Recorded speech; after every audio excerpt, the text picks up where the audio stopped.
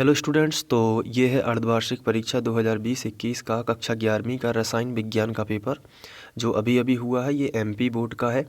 तो आइए देख लेते हैं कि कौन कौन से क्वेश्चन पूछे गए थे और इनका आंसर क्या है।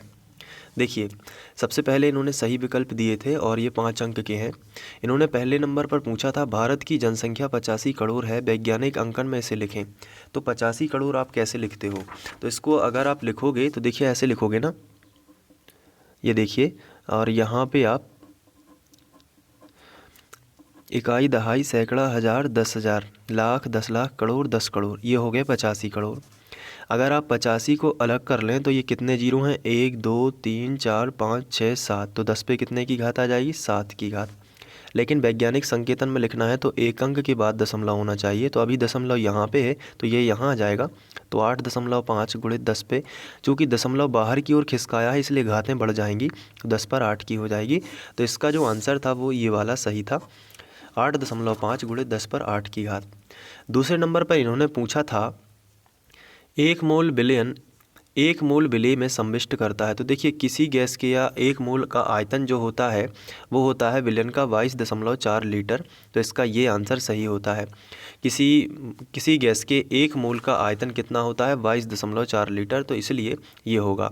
ये सब मोललता मूलरता से संबंधित हैं, तो इसमें किसी भी मोलरता या मूललता की बात नहीं की गई है, इसलिए ये तीनों समान हैं। तो हम रिजेक्ट भी कर सकते हैं कि ये तीनों बिल्कुल एक जैसे हैं लगभग, ना ही ये मोलरता और मूलरता से संबंधित है, जिसमें ये तो पूरी तरीके से रिजेक्ट है बी नंबर का। तो फिर दा नंबर का सही होगा, बिलियन का 22.4 लीटर।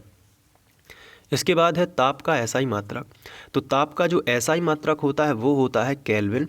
आपने एसआई मात्रक पढ़े होंगे। 7 प्रकार की मूल राशियां होती हैं: लंबाई, द्रव्यमान, समय, ताप, पदार्थ की मात्रा और ज्योति तीव्रता।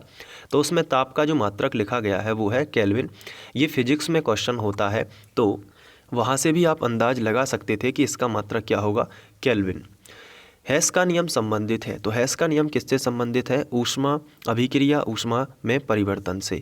तो ये ऊष्मा परिवर्तन के संबंध में हेस ने दिया था कि जब अभिक्रिया एक पद में संपन्न हो या अनेक पद में संपन्न हो तो होने वाला ऊष्मा परिवर्तन सदैव समान रहता है। ये उनका नियम था, तो इस हिसाब से ये होगा। इसके बाद है आधुनिक आवर्त नियम निम्नलिखित में से किसे व्यक्त करता है? तो ये परमाणु संख्या के लिए है। ये परमाणु संख्या के आधार पर या परमाणु क्रमांक पर इसकी नींव रखी गई है, तो हम इसका आंसर लगा देंगे परमाणु संख्या। इसके बाद हमसे रिक्त स्थान पूछ लिए गए थे, ये भी 5 अंक के थे।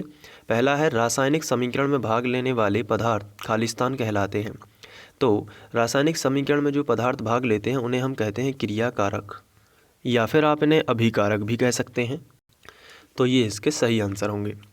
इसके बाद है आयोडीन युक्त नमक में NaCl के साथ यानी नमक के साथ कुछ मात्रा में। तो आयोडीन युक्त नमक है तो नमक के साथ यानी NaCl के साथ क्या मिलाएंगे? आयोडीन ही तो मिलाएंगे। तो इसका सही आंसर था आयोडीन। इसके बाद दहन ऊर्जा ΔH का मान सदैव कैसा होता है? तो ये होता है धनात्मक। इसके बाद चौथा क्वेश्चन है उत्कृष्ट गैसों की इलेक्ट्रॉन बंधुता खालिस्तान होती है। तो ये कैसी होती है? 0। इसके बाद है एक तत्व का परमाणु क्रमांक 20 है, यानी कि ये कैल्शियम की बात हो रही है। कैल्शियम का ही परमाणु क्रमांक कितना है? 20 है। तो उसे आवर्त समूह में कहाँ रखा गया है? तो बेरिलियम, मैग्नीशियम, कैल्शियम, ये कहाँ आता है? समूह 2 में। तो आप यहाँ पे लिख सकते हैं 2 समूह या वर्ग में रखा गया है, क्योंकि समूह 2 के तत्वों को हमने कैसे याद किया था? बेरिलियम, मैग्नीशियम, कैल्शियम, स्ट्रांसियम, तो उसमें आ जाता था ना कैल्शियम। तो यहाँ पर समूह 2 आप लिखोगे। अब इसके बाद सही जोड़ियाँ, ये बहुत ही सिंपल आई हुई थी। पाउली का अपवर्जन सिद्धांत क्या कहता है? कि चारों क्वांटम संख्याओं के मान समान नहीं हो सकते। तो पहले का आंसर क्या है? बा। दूसरा, द्विगंशी क्वांटम संख्या, ये किसको बताती है? कक्षक के आकार को। तो दूसरे का आंसर हो जाएगा दा। इसके बाद तीसरा था अपबाहु का नियम। तो ये क्या है अपबाहु का नियम? उनकी बढ़ती ही ऊर्जा के क्रम में भरे जाते हैं। तो यहाँ पे तीसरे का था ई। ठीक है। और मुख्य क्वांटम संख्या जो चौथा है, इसको हम बाद में लगा के 5वां कर लेते हैं। हाइजेनबर्ग का निश्चितता सिद्धांत क्या है? तो ये सा है किसी अपारमिक कण की स्थिति व संवेग का सही निर्धारण करना संभव नहीं है। ये हाइजेनबर्ग का निश्चितता सिद्धांत है सा। ठीक है। तो फिर बचा क्या चौथे का? तो आप कहोगे कि ये बचा है सदैव धनात्मक। तो मुख्य क्वांटम संख्या सदैव कैसी होती है? धनात्मक। तो इसका हो जाएगा आ। तो ये है सही जोड़ी। इसके बाद हम बात कर लेते हैं एक शब्द या वाक्य में उत्तर की।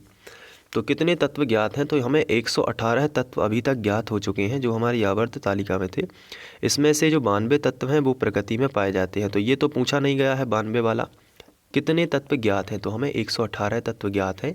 लेकिन ऐसा पूछा जाता है कि प्रकृति में कितने पाए जाते हैं, तो आप लिखोगे 92। इसके बाद है परमाणु द्रव्यमान की मानक इकाई क्या होती है, तो ये होती है AMU यानी कि एटॉमिक मास यूनिट। ठीक है, तो ये होता है परमाणु द्रव्यमान की इकाई। सोडियम का परमाणु द्रव्यमान 23 AU में है, AMU इसी में आ गया था। देखिए परमाणु द्रव्यमान यहाँ पे थोड़ा सा मिसप्रिंट हुआ है, यहाँ पे AMU होना चाहिए था, तो AMU है, तो उनके परमाणुओं का द्रव्यमान अब क्या होगा। देखिए 1 मोल का परमाणु द्रव्यमान ही होता है AMU, तो वही होगा 23 ग्राम। इसका फिक्स जो होता है वो होता है 22.99 ग्राम, तो जिसे हम 23 ग्राम बोल देते हैं। इसके बाद है अवस्था फलन के 2 उदाहरण दीजिए, तो एंट्रोपी, एंथैल्पी, और भी आप लिख सकते हैं आंतरिक ऊर्जा। तो इस तरीके से अवस्था फलन के आप उदाहरण दे सकते हैं। इसके बाद है क्रमिक आयनिक ऊर्जा का क्रम लिखिए, तो आयनाइजेशन एनर्जी यानी IE से इसे दर्शाते हैं, और पहली आयनाइजेशन में सबसे कम होती है। इसके बाद हम और यदि हम निकालते हैं तो इस तरफ ये क्रम होगा। यदि हम और इलेक्ट्रॉन निकालते हैं तो हमें और एनर्जी देनी पड़ती है, तो जो सेकंड होती है वो फर्स्ट से थोड़ी सी बड़ी होती है। इसके बाद ये थर्ड, और ज़्यादा हमें एनर्जी देनी पड़ती है, तो ये क्रम हो गया। तो ये हो गया क्रमिक आयनिक ऊर्जा का क्रम। इसके बाद कुछ क्वेश्चन आए थे, तो ये तो आप पे बन गए होंगे। तो इस तरीके से हम ये पेपर था पूरा, तो यहाँ पे मैंने केवल ऑब्जेक्टिव टाइप क्वेश्चन ही बताए हुए हैं, और ये पूरा का पूरा पेपर है। यदि आपका अभी तक आप किसी दूसरे बोर्ड से हैं और पेपर नहीं हुआ है तो आप देख लीजिए, कुछ इस तरीके से क्वेश्चन पूछे गए हैं। Thank you.